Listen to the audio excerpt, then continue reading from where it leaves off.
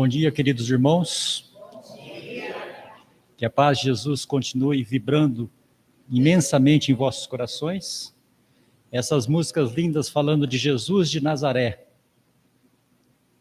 É para chorar. Confesso que eu chorei. Porque quando nós tivemos a misericórdia de ter o Senhor entre nós, isso há 2024 anos atrás, nós não entendemos, não soubemos entender, não soubemos compreender, não quisemos sair da nossa zona de conforto e continuamos fazendo as coisas da forma que sempre fizemos há séculos. E Jesus veio das alturas celestiais que ele habitava, que ele habita até hoje, e ele está aqui nesse momento nos comandando. E as pessoas perguntavam: quem é esse que faz esses milagres, faz essas coisas tão grandiosas, tão diferentes? Cura leprosos, levanta paralíticos, devolve a visão aos cegos, socorre os necessitados. Aí muitos diziam: ele é Jesus de Nazaré. Aí os romanos, os próprios fariseus, os próprios judeus riam, porque diziam: o que pode vir de bom de Nazaré? Só legumes e peixes, e olha lá, é um pequeno povoado que nem está no mapa, mas foi lá que Jesus começou a sua missão e que fez as maravilhas que ele fez. Portanto, meus irmãos, vamos nos lembrar que Jesus deu uma resposta a Nicodemos, que queria saber das coisas, porque ele ficou maravilhado, ele acreditou que Jesus era o Messias, ele, um doutor da lei, um fariseu, um homem do templo de Jerusalém, e ele pergunta a Jesus: como é que é isso? Como é que funciona? Jesus diz: o que importa é nascer de novo. Mas como? Eu voltarei ao ventre de minha mãe, que já se foi, que já morreu? Não. É aquilo que nasce da água, aquilo que nasce do Espírito, e aí explicou para ele que, na verdade, referia-se à reencarnação que as pessoas não conseguiam entender. Até Jesus disse a Nicodemos: você é doutor da lei, não entende essas coisas? Se eu estou falando das coisas da terra para vocês, e vocês não entendem, como é que eu vou falar das coisas espirituais? Então chegará o dia que vocês irão saber. Portanto, eu digo a você, que eu não vim aqui para formar um exército e acabar com os romanos, obrigado. Mas eu vim aqui para ensinar a vocês como acabar com os pecados. Aí Nicodemos teve o convite de Jesus para que seguisse-o, mas ele, doutor da lei, rico, poderoso, mestre em Jerusalém, não conseguiu forças. No dia que Jesus saiu de viagem com seus discípulos para Samaria, Nicodemos foi para tentar seguir Jesus, mas acabou deixando lá um pacotinho com ouro para ajudar na missão de Jesus e de seus discípulos e retornou para Jerusalém. Portanto, ele não quis fazer a sua conversão naquele momento como fez Saulo de Tarso, que ao se encontrar com Jesus transformou a sua vida para sempre. Então, a nossa gratidão a Jesus e a nossa gratidão a cada um de vocês por estarem aqui nesta manhã. Porque nós não estamos aqui para receber alguma coisa de Jesus, receber alguma coisa dos nossos benfeitores espirituais que estão aqui, assim como estão os nossos amigos desencarnados, também necessitados como nós, são em centenas.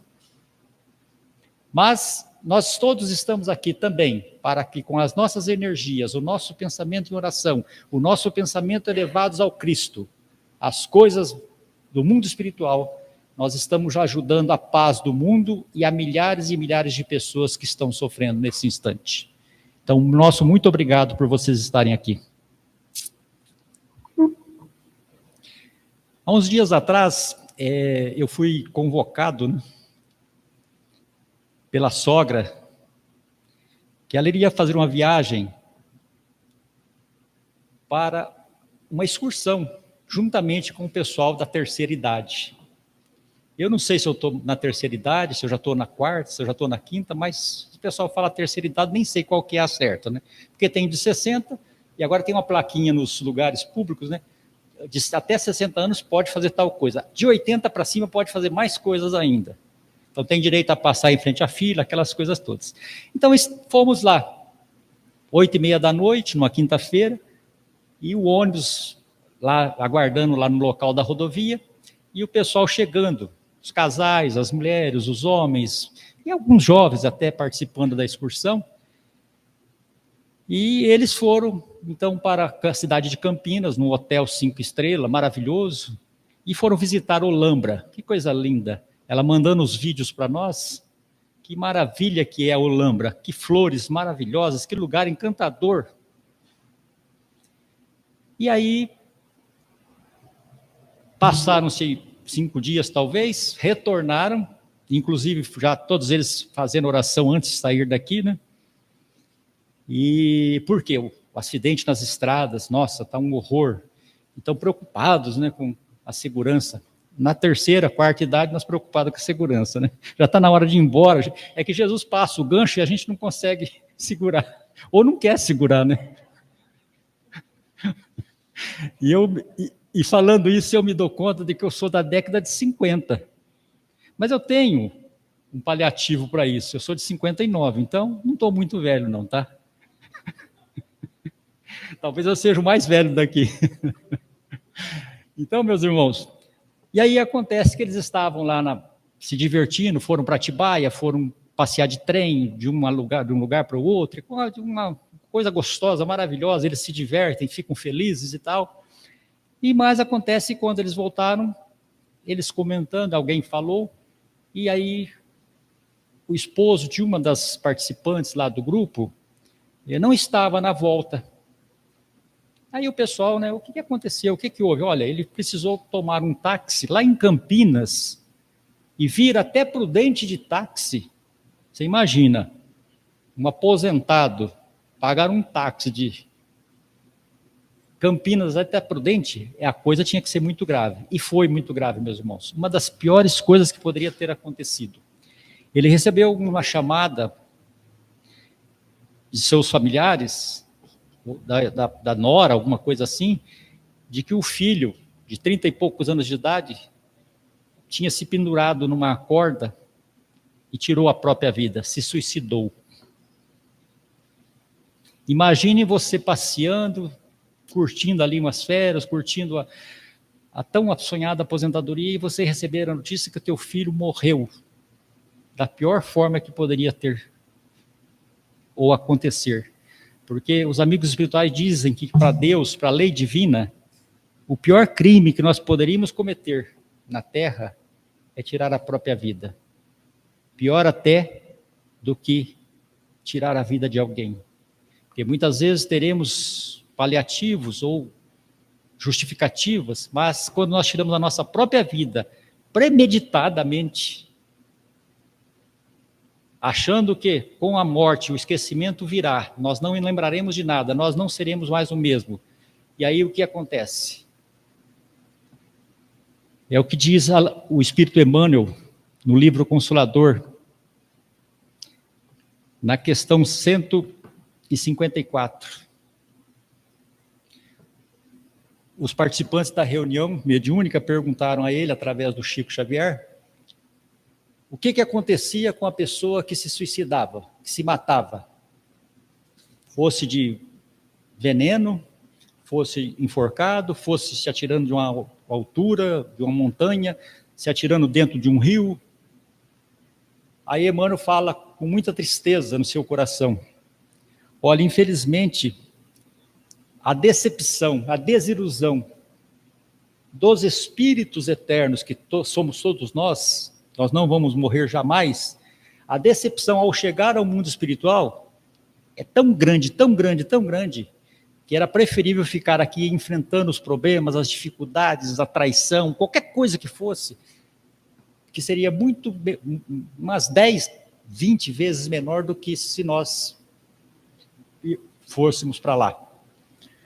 Porque, para começar, como dizem os nossos amigos espirituais,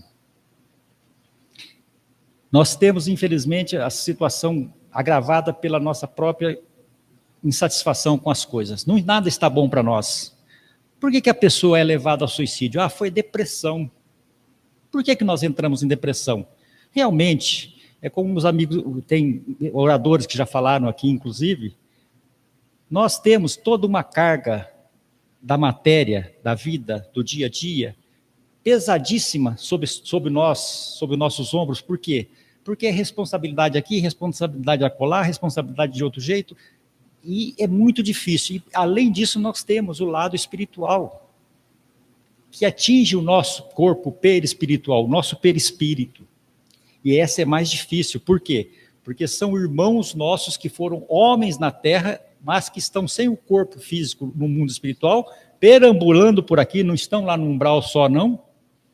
E eles, de acordo com os nossos pensamentos, de acordo com as nossas tendências instintivas, nós estamos atraindo essas criaturas e que nós vamos chamá-los depois de obsessores, ou como diz outras igrejas, o demônio, o coisa ruim, e assim por diante.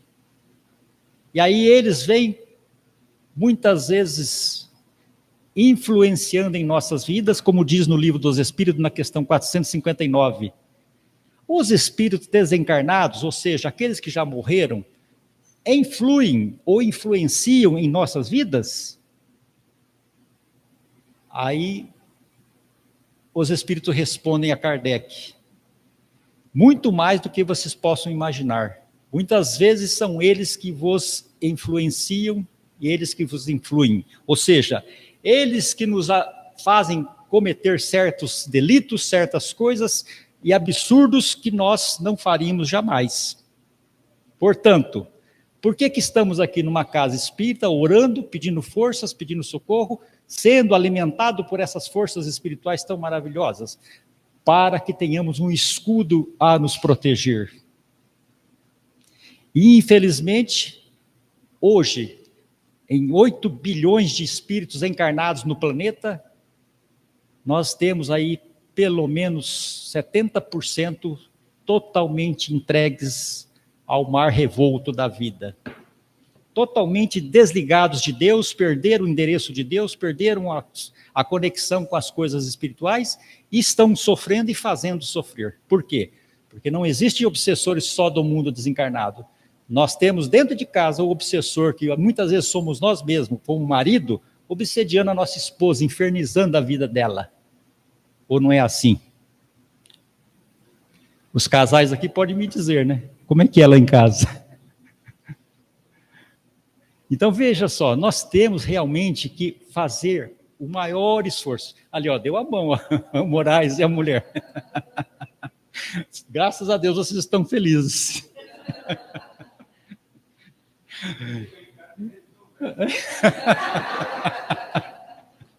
Não, é assim, se você está dirigindo, a esposa do lado, de repente você dá uma freada, porque o sinal fechou, e aconteceu comigo esses dias atrás. Aí você freia, que o sinal fechou, amarelo para vermelho, você freia. O cidadão de trás, buf, me amassou. Aí eu desci, olhei, o cidadão desceu mais apavorado que eu. Não, pelo amor de Deus, eu sou errado, eu não sei o quê, eu vou pagar isso, aquilo, e não pagou coisa nenhuma. Não, vamos fazer, chamar o pessoal, falei, não, isso está um trabalho danado, deixa lá, isso aqui foi... Mas vai custar R$500 para arrumar o que ele quebrou. Fora o carro dele, um carro importado, que destruiu a parte da frente.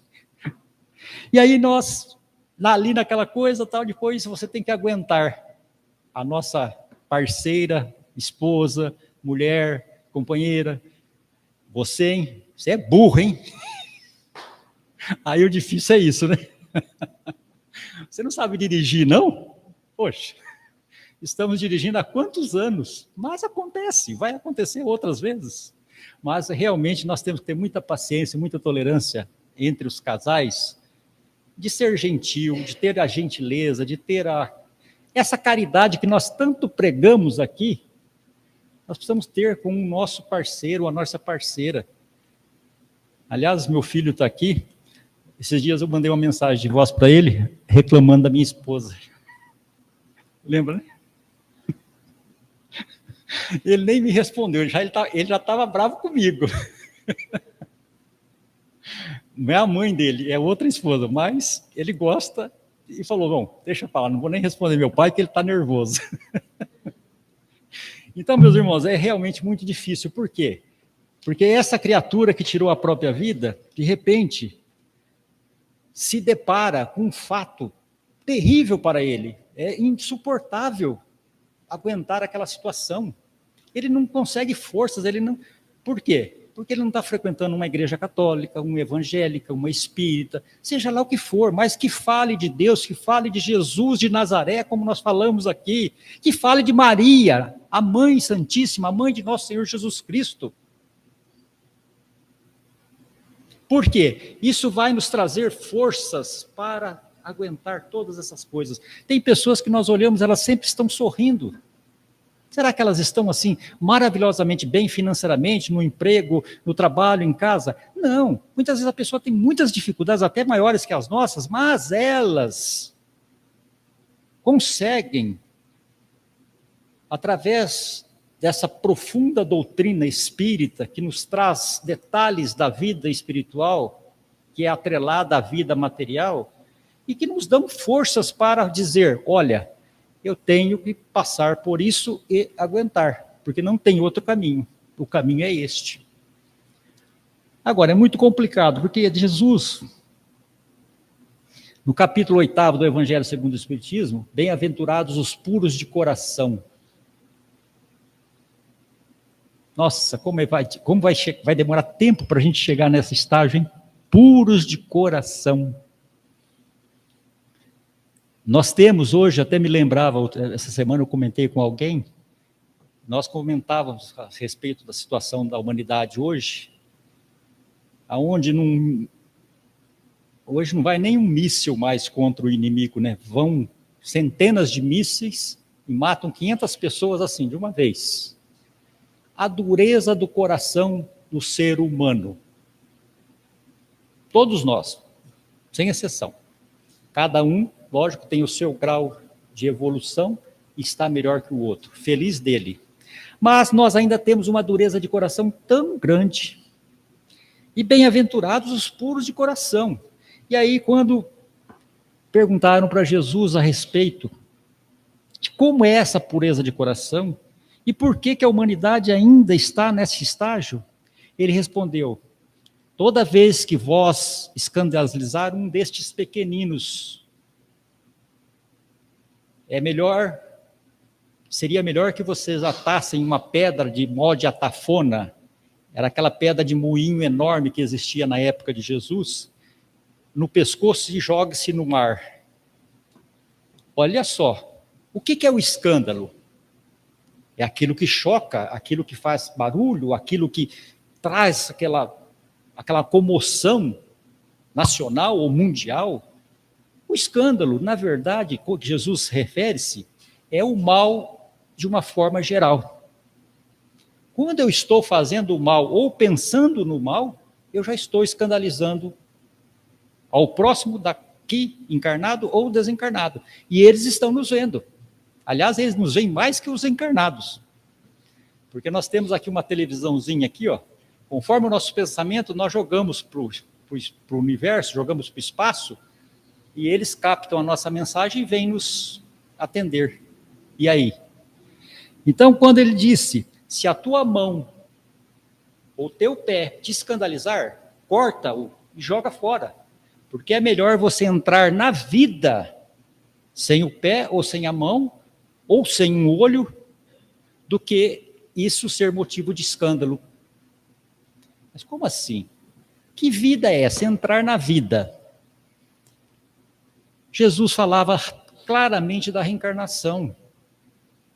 Eu, depois desta vida, terei que chegar ao mundo espiritual, me readaptar à situação de lá, conforme a minha evolução espiritual, dependendo do que eu fiz nessa encarnação, que eu vim aqui para pagar vários débitos do passado espiritual, mas acumulei mais alguns débitos que não devia, e quando eu chegar lá, eu vou ter que prestar conta. Com quem? Com a justiça divina. Mas com quem? É o São Pedro que está lá? É Simão Pedro? Que está lá com uma caderneta falando, bom, vamos ver aqui, como é teu nome? Aí vai dizer o que eu fiz. Não. É a minha consciência. Onde está escrita a lei de Deus? Livro dos Espíritos. Questão 621, né? Onde está escrito a lei de Deus, a lei divina? Na consciência dos homens.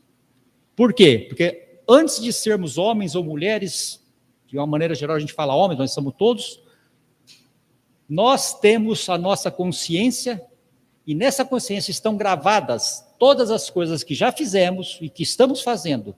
Tanto é que quando nós morrermos nesta encarnação, na hora que nós estivermos ali já desligando do corpo físico, nós teremos alguns minutos ainda de lucidez no cérebro para rever a nossa vida daqui, desse instante, até o nosso nascimento nessa encarnação.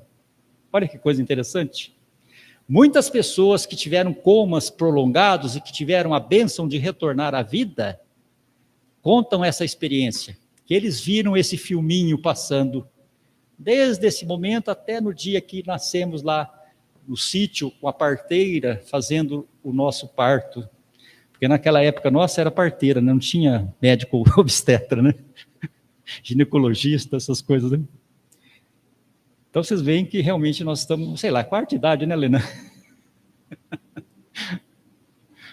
Então nós vamos verificando que o escândalo, de uma maneira geral, eles traz o quê? Ele tem essa conotação de ser uma coisa que vai perturbar toda uma situação entre pessoas da família, entre pessoas amigas, entre pessoas que já estão na espiritualidade, que estão nos acompanhando como anjo da guarda. E eles ficam desesperados quando nós entramos nessa situação e que muitas vezes estamos caminhando para o precipício da morte voluntária, que é o autocídio ou suicídio. Por quê? Porque nós não rezamos, nós não oramos. Aí durante a noite, porque à noite nenhum de nós ficamos inertes, parados, quando adormecemos. Todas as noites o nosso espírito, nós como espírito, vamos no nosso corpo verdadeiro, que é o corpo espiritual, entrar em contato com o mundo espiritual. Recebemos conselhos, recebemos visitas da mamãe, do papai, que já está no mundo espiritual. Conversamos com amigos espirituais que nos orientam a respeito de uma situação que eu estou vivendo na Terra e que ao acordar, eu não lembro com exatidão, porque nós não podemos, o nosso cérebro humano não suporta a certeza das duas vidas ao mesmo tempo. Portanto, nós lembramos com flashes. Tem pessoas que conseguem lembrar com exatidão. Talvez elas sejam mais fortes. Mas aí nós lembramos, olha, parece que eu sonhei, parece que eu vi, parece que eu falei, nossa, como foi gostoso. Eu abracei uma pessoa, e essa pessoa, de repente, até a nossa própria mãe, que já está lá no mundo espiritual há 40 anos. Então, vejam só, o que os espíritos fazem com essas pessoas? Durante o sono, começa a influenciar a cabeça dele, que aquilo não é certo, que aquilo não pode, que aquilo é insuportável, que é melhor ele se matar mesmo, que não sei o quê, e começam a sugerir a ele, durante a sua vigília, durante a hora que ele está acordado, no trabalho, ou onde for, lá o revólver, a garrafa de veneno, e aí vai. Olha, se joga ali, aqui não tem mais trem, né? Mas quantos e quantos espíritos estão neste livro, Memórias de um Suicida, 542 páginas. Eu já li esse livro aqui não sei quantas vezes, e eu sempre converso com muitos amigos espíritas, muitos irmãos espíritas, e eles dizem que não conseguem ler esse livro aqui, que é difícil. Por que é difícil? Porque tem 542 páginas. Esse aqui é o mesmo. Anos e anos, até em 1997, eu me lembro que eu fui até o Chico Xavier, ele estava encarnado ainda, já muito doente, e na viagem eu fui lendo esse livro aqui, esse aqui, ó. Até encapei ele, mas ele está soltando todas as páginas, já sumiu com página, caiu página no chão, o cachorro comeu. Aí eu resolvi comprar um novo, mais bonito, as letras são maiores, para a gente que está com problema de visão já ajuda, né? Então, o Memória do Suicida nos fala a respeito dessas situações todas que estão acontecendo e que vão acontecer conosco. Por quê? Porque, infelizmente, todos nós, meus irmãos, ao desencarnar, ali nos momentos de preparação para o nosso desenlace, o que acontece primeiro? Alguém sabe? Como? Não. Uma coisa que é assim, muito, muito frequente em muitas pessoas. A melhora da morte. A pessoa está ali em coma, não está nem entendendo muita coisa, não consegue mais distinguir nada, ou então está consciente, chora muito, eu não queria morrer, meu Deus, não sei o quê, eu vou para o inferno, como o Cavalcante, no livro maravilhoso do André Luiz, Obreiro da Vida Eterna, o Cavalcante, um senhor católico, estava ali sendo esperado pelos espíritos que iriam desligá-lo para ser levado para o nosso lar, um católico, tão bom que ele era, mas ele morria de medo de ir para o inferno. Por quê? Porque ele foi católico a vida toda, daqueles que trabalharam, foi até abandonado pela mulher, que a mulher dizia para ele, a esposa, que ele era um padre sem batina, de tão praticante que ele era. Mas não só de ficar na missa, mas fazendo o bem, e fazendo isso aqui que nós ouvimos na música, o amor que Jesus de Nazaré tem por nós. Não teve, tem. Até hoje ele tem, senão nós não estaríamos aqui. Então, o que acontece? Na verdade, nós estamos vendo aí que nós temos realmente muita dificuldade em tudo isso, e é uma coisa que vai complicando. Esse livro, Memórias de um Suicida, é a história de Camilo Castelo Branco, um escritor português que em 1896, isso no século retrasado, ele tirou a própria vida, porque aos 40 e poucos anos de idade ele ficou cego. E aí ele relata que ele, depois aquele estampido no ouvido, um tiro que ele deu no próprio ouvido, ele caiu, mas de repente ele, cego, começou a enxergar assim como se fosse esfumaçado, aquela escuridão, o sol estava lá, mas ele não via nada, estava escuro, ele enxergava o vulto, aquelas coisas todas, mas ele conseguia ver alguma coisa enquanto ele não via na terra encarnado. Mas ele nem sabia o que estava acontecendo. Por quê? Ele sabia que tinha atirado para acabar com a vida, mas ele estava vivo. E aí? É aí que começaram os problemas. Porque ele corria pela cidade do Porto, e passava para cá, passava para lá, tentava entrar na casa que ele morou, já estava fechada, não tinha mais ninguém, e aquela coisa toda, aquela confusão, quando um belo dia ele andando por aquelas ruas empedradas de Portugal, ele se deparou com um grupo enorme de pessoas que estavam sendo levadas, sendo guiadas por lanceiros em cavalos, lá no mundo espiritual, hein? E de repente ele entrou no meio daquela multidão, só que a multidão estava vindo para um lado e ele estava do lado contrário. E aquela multidão tomou conta dele e aquela multidão ia arrebanhando todos aqueles que estavam na situação que ele estava.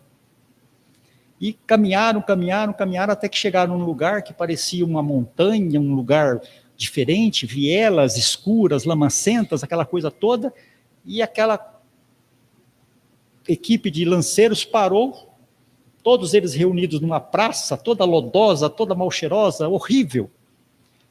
E eles voltaram. E eles tentaram correr para trás dos lanceiros para não ficar naquele lugar, mas eles desapareceram. E eles ficaram por 13 anos naquele lugar, chamado Vale Sinistro ou Vale dos Suicidas. 13 anos.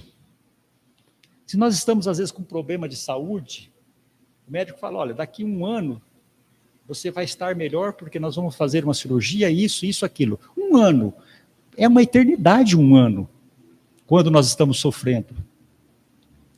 Mas eles ficaram por 13 anos naquele lugar lamacento, mal cheiroso, e inclusive eles habitavam umas cavernas, e todas as cavernas tinham um número na rua da caverna e um número na caverna.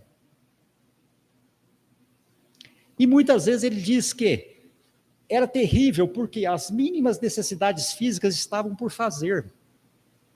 Vontade de ir no banheiro, fazer xixi, vontade de comer, vontade de se alimentar, fome, horrível, tudo. Aquela dor no ouvido, o sangue jorrando, que não parava.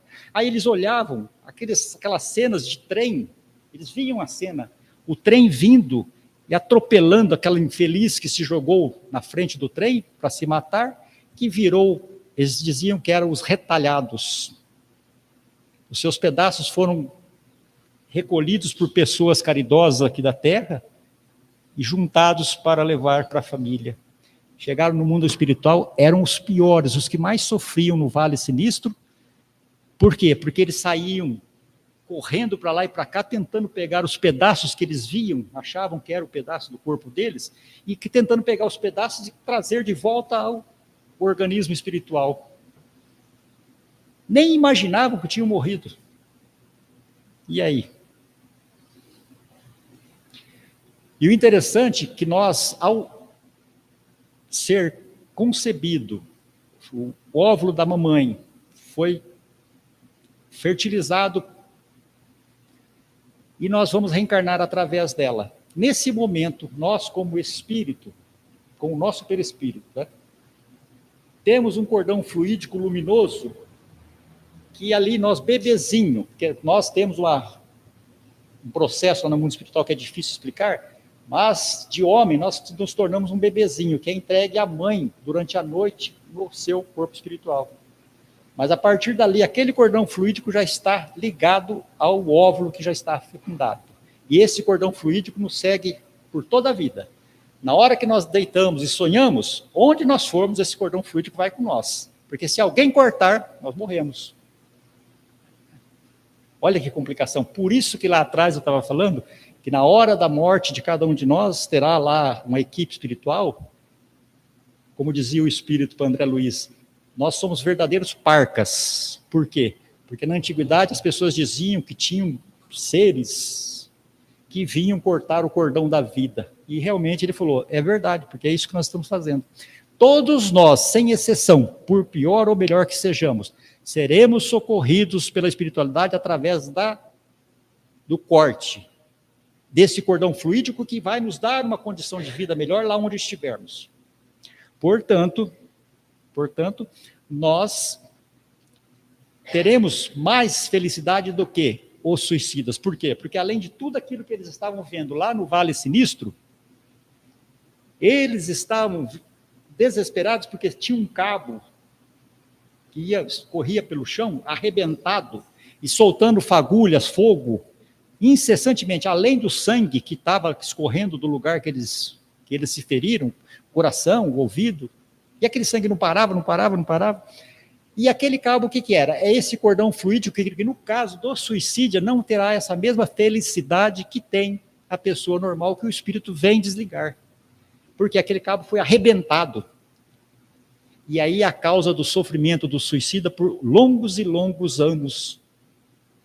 Os 13 anos do Vale Sinistro e depois lá na Legião dos Servos de Maria, Hospital Maria de Nazaré. Por caridade, meus irmãos, quem puder, eu até empresto o meu, ou aqui até tem. Quem puder ler esse livro aqui, não é só por causa desse tema do suicídio.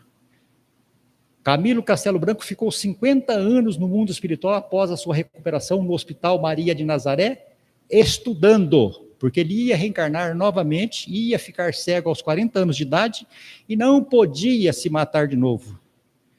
Então ele estudou 50 anos. Ele foi o último daquela turma toda a voltar para a reencarnação. Ele reencarnou por volta de 1950, ele já deve estar de volta lá no mundo espiritual e tomara que ele já tenha voltado para a Legião dos Servos de Maria como um espírito feliz.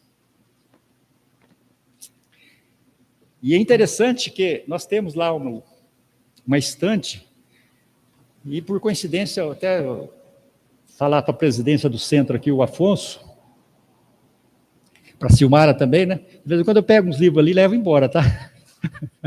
Esse livro aqui, tem um aqui que tem até o nome de um espírita, que foi um espírita atuante durante muitos anos aqui. Eu era ainda um jovem, 20 anos de idade, ele já era espírita aqui muito tempo. E ele está encarnado ainda, só que desgarrou do movimento espírita. Mas um desses livros aqui tem o nome dele. Eu não sei como vem parar aqui. Muitos livros a gente pega ali, são livros usados. Ali seria uma bibliotroca, né? Trazer um livro e leva outro. Mas aqui não, eles dão um livro porque tem bastante livro usado. Por quê? Porque nós, os espíritas, não lemos. Eu fico em casa das 9 da noite às 2 da manhã assistindo novela, minissérie, coisas absurdas.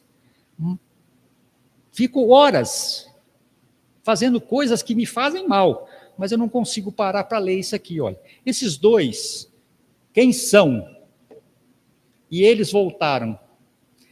Chico Xavier psicografou 36 mil mensagens aproximadamente de espíritos de filhos, de filhas, irmãos, irmãs, pais, esposos, para trazer a mensagem, a verdade da vida espiritual, e que muitas dessas pessoas que receberam essa bênção lá em Uberaba, e de Pedro Leopoldo, depois Uberaba, eles se tornaram pessoas melhores, pessoas que fizeram a diferença. Muitos já desencarnaram, esses pais. Eu conheci muitos aqui, inclusive eu falava desse livro, Quem São? A respeito da Maria das Graças. Eu até ia comentar esse assunto hoje, Silmara, mas eu lembro que você, na outra palestra que eu fiz aqui, que eu falei desse assunto, você falou, eu conheci a Maria das Graças. Oi? E aí conta a história, esse livro aqui conta a história. A Maria das Graças morava aqui em Prudente, o marido foi transferido, naquela época, o Banespa, foi transferido para Jardinópolis. Aí, chegando lá, eles lá trabalhando, ela tinha já 2 filhas, uma de 3 e uma de 2, e estava grávida do bebê, que seria, nós estávamos em dezembro, dia 16 de dezembro. E aí o bebê ficou para ela vir aqui em Prudente fazer o parto com o médico dela, que o bebê, um menino, se chamaria Júnior, nome do pai, Júnior, e ela viria fazer aqui, mas ela pediu para o médico aguardar passar o Natal, que eles viriam para cá, e ele tiraria umas férias e ficaria aqui acompanhando todo o processo. Mas, segundo consta aqui na mensagem, ele saindo de um clube de campo, já à noite, anoitecendo, e voltando para casa, de repente, ele no carro, naquele tempo, uma Variant, carro novo, né, para aquele tempo, 1976. Tem gente aqui que não tinha nem nascido, né? E aí o que acontece? Aquele caminhão enorme veio, e eles o marido da Maria das Graças tentou jogar o carro, jogou o carro para o acostamento, que era terra, quase sofreu já o acidente, mas o caminhão também foi para onde ele foi, e ele voltava, parecia que aquela máquina enorme queria engolir eles, e realmente, não teve jeito, o caminhão passou por cima do carro, não sobreviveu ninguém. Maria das Graças grávida, o esposo, as 2 filhinhas e mais alguém que estava junto lá. Gente do céu. Maria das Graças vem, através do Chico Xavier, conversar com a dona Leonor, a sua mãe, que foi até o Chico para receber a mensagem. Eu lembro da dona Leonor aqui no Centro Espírita Poder da André Luiz. E aí a Maria das Graças dizendo, mamãe, aquele caminhão enorme, não sei o que estava acontecendo, não quero que faça nada contra o motorista, não quero processo, não quero nada, já aconteceu. Mas o que aconteceu aquele dia? O caminhão vinha, tudo que nós fizemos para tentar nos salvar, não teve jeito, o caminhão passou por cima de nós todos. E eu senti aquela coisa, não vi mais nada, não sabia onde estava meu esposo, o Valdir, as minhas filhas, a Alessandra, a outra, e o bebê. O que aconteceu com o bebê? Morreu horrivelmente daquele jeito. Aí ela relata que ela se viu num quarto de um hospital e que ela sentiu todos os procedimentos de pessoas que estavam ali, médicos, e que retiraram o bebê e colocaram nos seus braços na cama. Gente, uma cesárea no mundo espiritual para tirar um bebê que já estava para nascer daí 10, 15 dias. E nós não acreditamos. Chico Xavier tem muitas outras mensagens que falam a respeito disso, tá? Pessoas que tiveram cirurgia do coração lá no mundo espiritual. Então, portanto, tantos acidentes que estão acontecendo, de carro, de avião, disso, daquilo, perguntaram para o Emmanuel, por que essas mortes coletivas? Ele falou, olha, todos os responsáveis por determinados crimes são reunidos no mesmo lugar e ali eles serão convocados ao desencarne coletivo. Vão todos juntos. Por que o cidadão não entrou naquele avião que caiu esses dias? Porque ele não estava na lista. Então, nada acontece por acaso. Nós temos a lei divina, que é o que comanda nossas vidas. E mais de tudo ainda, meus irmãos, eu até costumo dizer, muitas igrejas evangélicas, aqui no Brasil, agora está melhorando, mas no Brasil eles não falavam no nome de Jesus Cristo. Por quê? Eles eram totalmente adeptos ao Velho Testamento. Então é Deus, Jeová, Adonai, não sei, Deus tem vários nomes. Mas Deus, o Pai Celestial, ele está muito distante de nós. O homem está fazendo galáxias, mais galáxias, mais galáxias. O universo não é só o universo. O universo é um, tem muitos outros. Então, gente, a coisa é muito louca. Aliás, tinha um morador espírita, estava falando num vídeo que eu vi essa semana, ele dizendo, meus irmãos, o movimento que nós temos diariamente nas nossas células, trocando de células, são trilhões de células, de unidades celulares. As células, tudo que nós temos aqui dentro, que nós nem sabemos, estamos começando a conhecer agora na doutrina, o magnetismo que nós temos, nós podemos curar uma pessoa como Jesus fazia, à distância. É que nós não sabemos que nós temos esse poder. Jesus disse o quê? Podeis fazer o que eu faço e muito mais, mas não agora. Quando eu estou lá aplicando o passe na pessoa que está precisando, eu estou transmitindo energias positivas para ela. E ela muitas vezes sai dali, ai, que bom. Até nós muitas vezes viciamos no passe, né? Como dizia o Divaldo. A pessoa vê que, Divaldo, eu estou aqui porque eu estou precisando de um passe que eu estou mal. Aí o Divaldo fala, eu vim aqui para descarregar. Aí o Divaldo diz, né?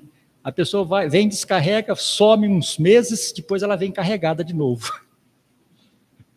Então é por aí.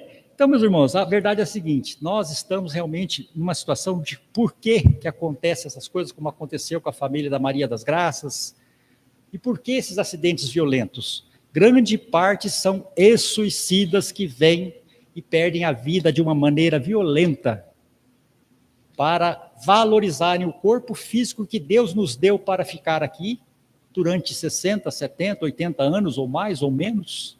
E nós fazemos o quê? Nós pegamos a enxada, que é o corpo físico que Deus nos deu para trabalhar, e jogamos de volta no rosto do Senhor. E matamos o nosso corpo. Se nós soubéssemos o trabalho que dá para conseguir desenhar, formatar esse corpo aqui lá na espiritualidade antes da reencarnação, nós jamais pensaríamos em cortar um dedo. E aí, infelizmente, o que acontece? Esses resgates coletivos são resultados dessas coisas que estão vindo, e aí, como faz? Mas espera aí, eu sou um ex-suicida. Eu, sinceramente, meus irmãos, pelo que eu sinto, pelas minhas más tendências, que aliás, Allan Kardec falou, reconhece-se o verdadeiro espírito por sua transformação moral e pelos esforços que faz para dominar as suas más inclinações. Tá. As minhas más inclinações, eu sei quais são. Todos nós aqui sabemos. O que eu gosto de fazer? Eu gosto de à noite ir lá naquele salão de jogos e passo a noite lá jogando, ganhando, perdendo, e acostumei com aquilo. Eu tenho um tio na família que ele até hoje é assim. Ele passa a noite num salão de jogos clandestinos aqui em Prudente. Dá para acreditar? É sexo, droga, jogo, comer demais, beber demais. E aí nós estamos voltando para o mundo espiritual, sabe como? Suicidas indiretos. Como assim?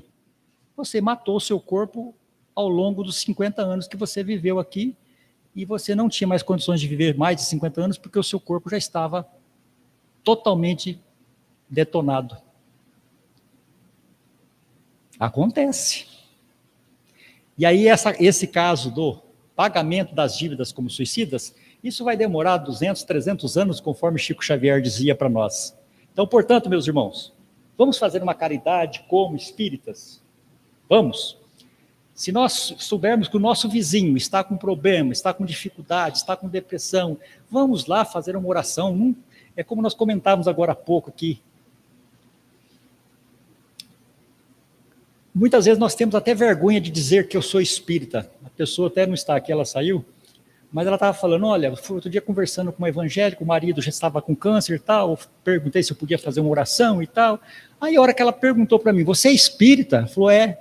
Falou, então, não, quer dizer, não queria a oração do espírita. Então, nós temos vergonha de dizer que somos espíritas. Por quê? Por causa do preconceito. Hoje é menor, mas já foi muito pior. Lá no Rio de Janeiro, muito tempo atrás, aí, os espíritas, tinha muitos que iam para delegacias, eram presos, só por estar estudando o livro dos espíritos.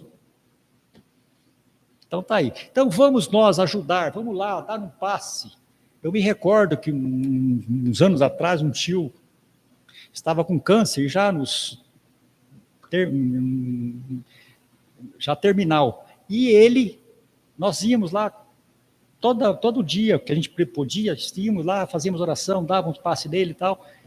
E teve lá uns dias que ele passou bem. Até a minha tia, né, a esposa dele, falou, nossa, ele melhorou de uns dias para cá, e realmente ele começou. Ali uma semana e pouco, ele conversou, acabou de tratar dos assuntos que tinha que tratar e tal, mas enfim ele morreu.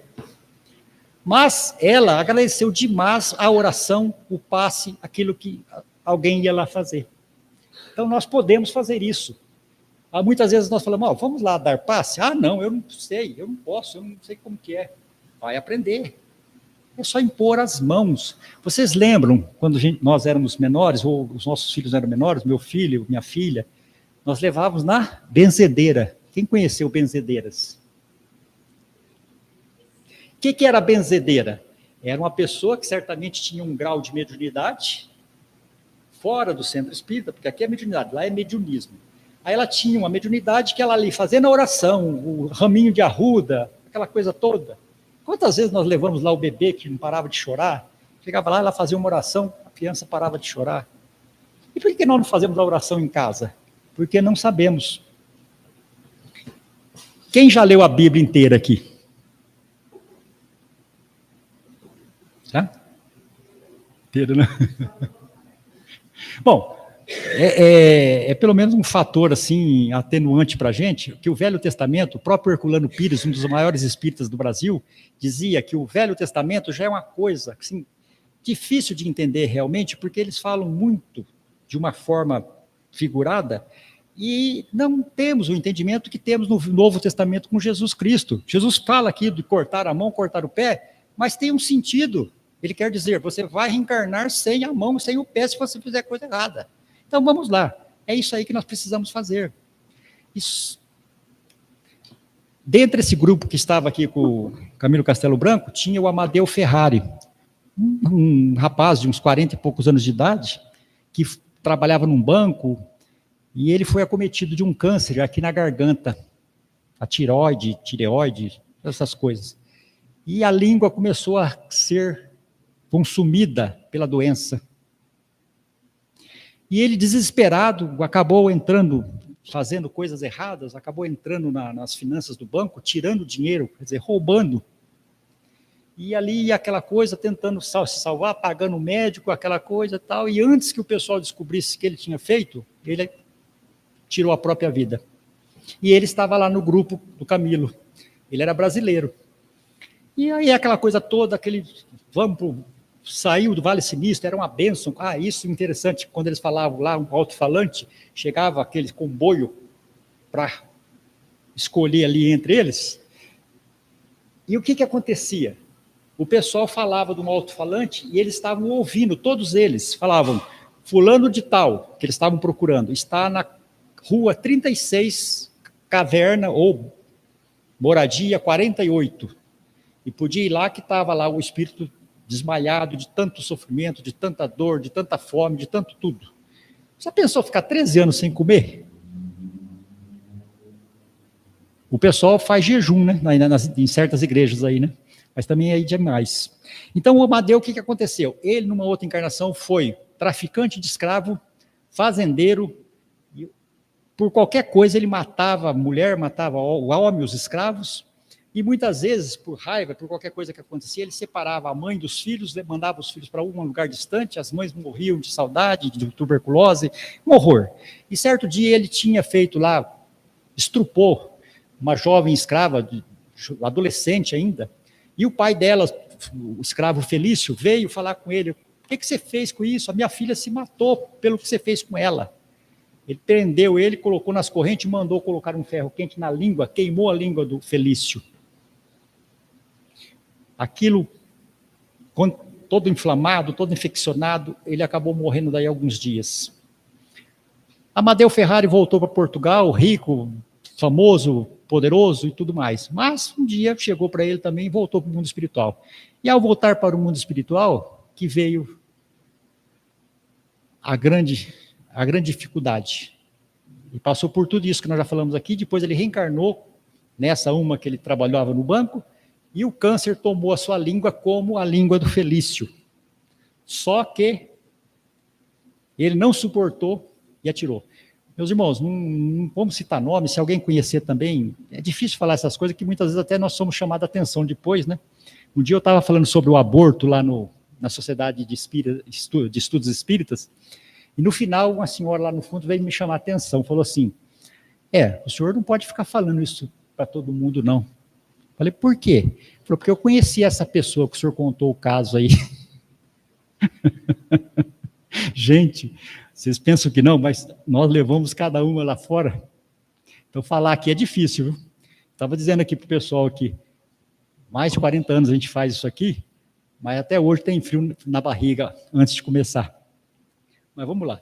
Aí o Amadeu, o que acontece? Ele estava resgatando lá no mundo espiritual e ia ter que reencarnar de novo como ex-suicida, que aí a situação estava piorada, e ia ter que ficar aqui tantos anos quantos fossem necessários.